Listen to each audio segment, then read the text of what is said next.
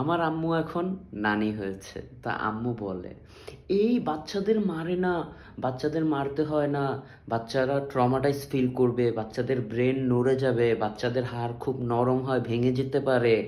তারপর কি বাচ্চারা আল্লাহর ফেরেশতা। তবে আমি কি বাচ্চা ছিলাম না? আমারে আমার মায়ে এমন কিছু নাই যেটা দিয়া মারে নাই। ডাইল গুডনি চামচ পাতিলা হাঁড়ি, বাথরুমের স্যান্ডেল, এমনি স্যান্ডেল, যা যা আছে আল্লাহর দুনিয়ার সব কিছুর দিয়ে মাইর খাওয়ার টেস্ট করা আমার হয়ে গেছে।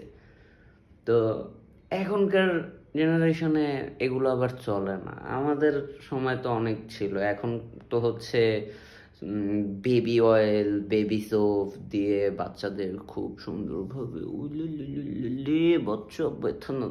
আমাদের বেলা আমরা একটু কানলে ওই যে সৌবাটা ধরে এরকম করে কষতো, মুখের ভিতরে ফেনা চলে যেত এক মন। আর এখনের বাচ্চাদের তো কপালই কপাল। স্যাড লাইফ আমাদের।